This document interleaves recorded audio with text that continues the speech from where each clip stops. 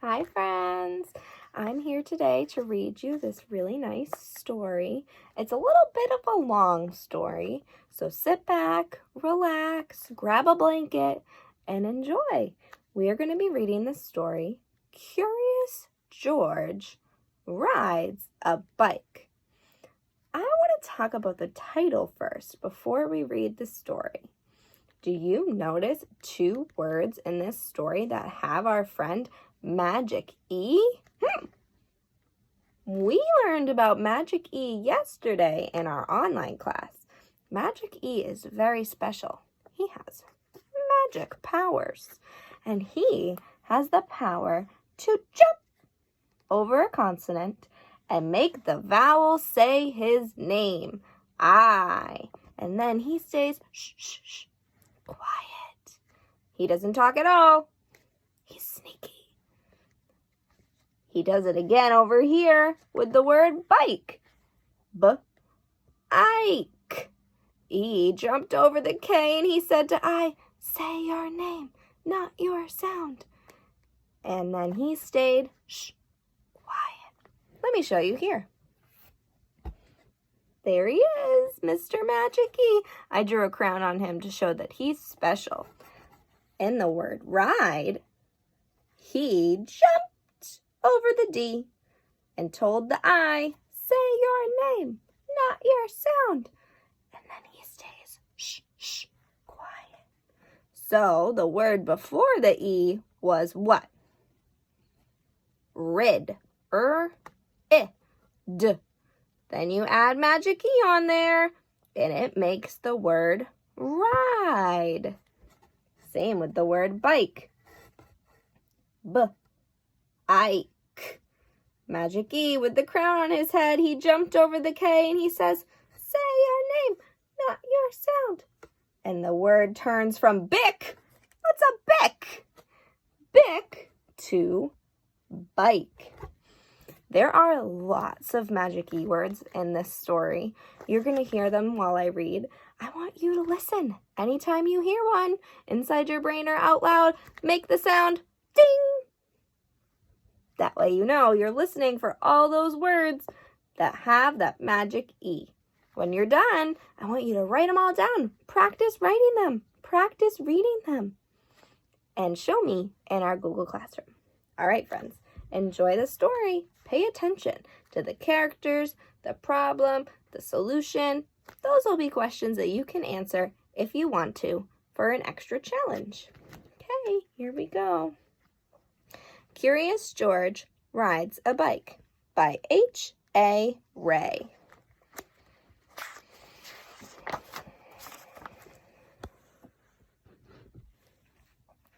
This is George. He lived with his friend, the man with the yellow hat. He was a good little monkey, but he was always curious. This morning, George was curious the moment he woke up because he knew it was a special day. What does curious mean? Curious. It's a tricky word. He always has a question. He's always wondering something. That is curious. At breakfast, George's friend said, today we are going to celebrate because just 3 years ago, this day, I brought you home with me from the jungle. So, tonight I'll take you to the animal show. But first, I have a surprise for you. He took George out to the yard where a big box was standing there. George was very curious. He's wondering what is in that box. Any guesses? Maybe. Out of the box came a bicycle. George was delighted. That's what he had always wanted. He knew how to ride a bike, but he had never had one of his own. I must go now, said the man, but I'll be back in time for the show. Be careful with your new bike and keep close to the house while I'm gone. Did you hear any magic-y words? I heard a few. George could ride very well. He could even do all sorts of tricks. Monkeys are good at that. For instance, he could ride this way with both hands off the handlebar. Oh my goodness. And he could ride this way like a cowboy on a wild bronco. And he could also ride backwards. But after a while, George got tired of doing tricks and there he is, riding so crazy. Ride. He went out into the street. The newsboy was just passing by with his bag full of papers. That's a fine bike you got there, he said to George. How would you like to help me deliver the papers? He's curious. He's thinking, should I do that or should I not? He handed George the bag and told him to do one side of the street first and then turn back and do the other side. George was very proud as he rode off with his bag.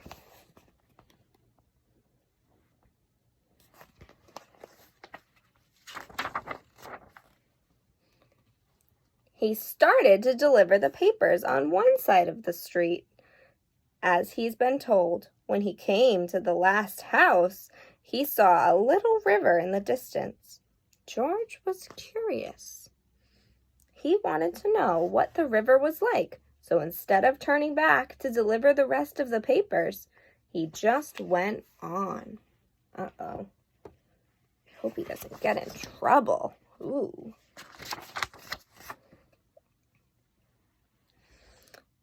There was a lot to see at the river. A man was fishing from the bridge. A duck family was paddling downstream, and two boys were playing with their boats. George would have liked to stop and take a look at the boats, but he was afraid the boy might find out that he had not delivered the papers. So he rode on.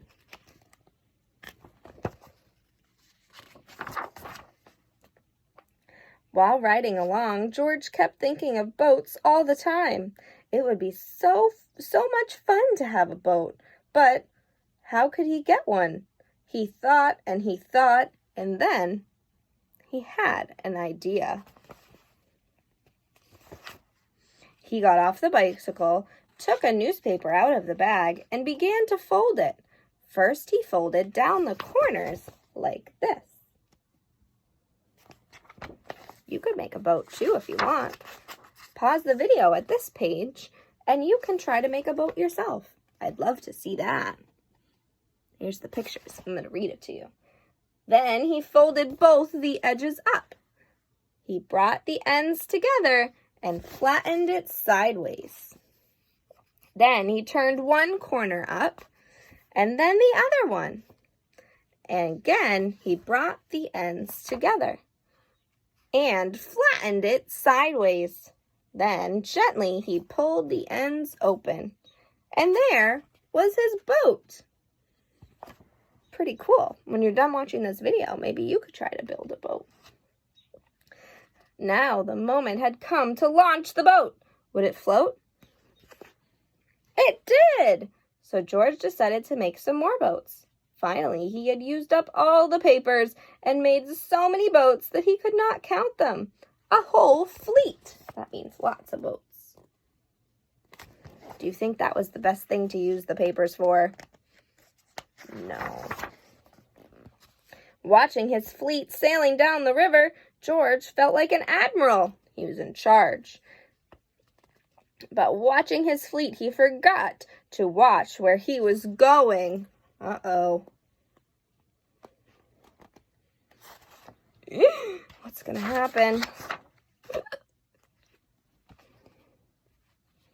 Suddenly, there was a terrible jolt. The bicycle had hit a rock and George flew off the seat, head first. Ruh-roh. Luckily, George was not hurt, but the front wheel of the bicycle was all out of shape, and the tire was blown out. Ding! Tire.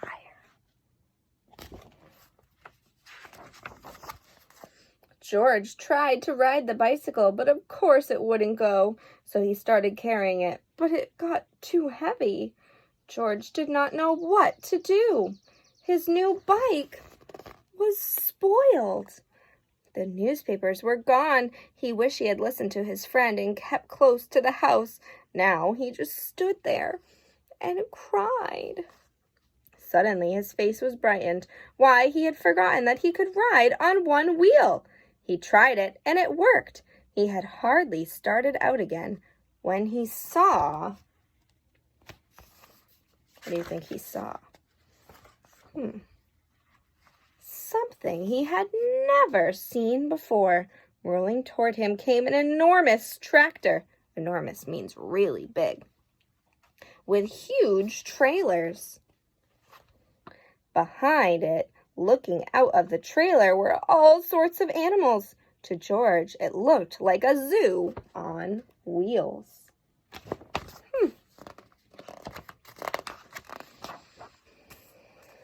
The tractor stopped and two men jumped out. "Well, well," said one of the men, "a little monkey who can ride a bike bronco fashion. We can use it in our animal show tonight. I am the director of the show, and this is Bob. He can straighten your wheel and fix that flat in no time. Then we'll take you along to the place where the show is going to be." So the three of them got into the cab and drove off. "Maybe you could play a fanfare while you ride your bike in the show," the director said. "I have a bugle for you right here. And later on, you'll get a coat and a cap, just like Bob." We know about the word bugle. What's a bugle? It's an instrument. On the showgrounds, everybody was busy getting things ready for the show. "I must do some work now," said the director. "Meanwhile, you may have a look around and get acquainted with all the animals." He's going to go and meet all the animals. "But you must not feed them, especially the ostrich, because he will eat anything, and he might get very sick afterwards." Ruh-roh. I hope George listens this time. George was curious. Would the ostrich really eat anything? Uh-oh. He wouldn't eat a bugle, would he? George went a little closer to the cage. Before he knew it, the ostrich had snatched the bugle and tried to swallow it. But the bugle is hard to swallow, even for an ostrich. It got stuck in his throat. Funny sounds came out of the bugle as the ostrich was struggling with it, all blue in the face. George was frightened. Oh my goodness, this is crazy. George is a crazy monkey, getting himself into all sorts of trouble. Fortunately, the men had heard the noise. They came rushing to the cage and got the bugle out of the ostrich's throat in time. The director was very angry with George. "We cannot use little monkeys who don't do as they're told," he said. "Of course, you cannot take part in the show now. We will have to send you home." George had to sit on the bench all by himself, and nobody even looked at him. He was terribly sorry for what he had done, but now it was too late. He had spoiled everything. Uh-oh. That day.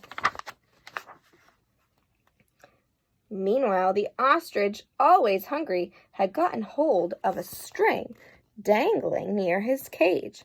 This happened to be the string which held the door to the cage of the baby bear, and the ostrich nibbled at it. The door opened, and the baby bear got out.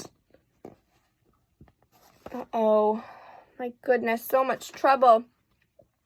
He ran away as fast as he could and made a straight for the high tree near the camp. Nobody had seen it but George, and George was not supposed to leave the bench. But this was an emergency, so he jumped up, grabbed the bugle, and blew it as loud as he could. Then he rushed to his bicycle. The men had heard the alarm and thought at first that George had just been naughty again. But when they saw the empty cage and the ostrich nibbling at the string, they knew what happened. There's George with his bugle and the bear running away. Oh my goodness. George raced toward the tree, far ahead of the men. By now, the bear had climbed quite high, and this was dangerous because little bears can climb up a tree easily, but coming down the tree is much harder. They may fall and get hurt. The men were worried. They did not know how to get him down safely, but George had a plan. With the bag over his shoulder, he went up the tree as fast as only a monkey can. And when he reached the... Oh my goodness, do you think he's going to get him down? I hope so. Baby bear, he put him in the bag and carefully let him down so that the men could safely catch him. Here he is. He used his newspaper bag. Everybody cheered when George had come down from the tree. "You are a brave little monkey," said the director. "You saved the baby bear's life. Now you'll get your coat back, and of course you may ride your bike and play the bugle in the show." He saved the day! Finally, the show was on. The whole town had come to see it, and how surprised they were to discover George on his bike right in the middle of it. The newsboy was there too, and also the man with the yellow hat, who had been looking for George everywhere and was happy to have found him at last. The newsboy was glad to have his bag again, and the people from the other side of the street, whose papers George had made into boats, were not angry with him anymore. There's the man being reunited with George again. When the time had come for George to say goodbye, the director let him keep the coat and the cap and the bugle, and George and his friend got into the car and went home. The end. Good night. What did you think of that story? Did you hear all of those magic E words? I heard so many. Oh my goodness. It was crazy. It was hard to keep track of them all. You might even have to watch it twice to hear them all. What about the story? What did you think? George got into a lot of trouble, didn't he? He definitely did. He did a lot of exploring, being curious, but it turned out okay. He was able to be in the circus, play his bugle, and ride his bike, and everything ended happy. All right, friends, I hope you enjoyed this story. I'll talk to you soon. Bye.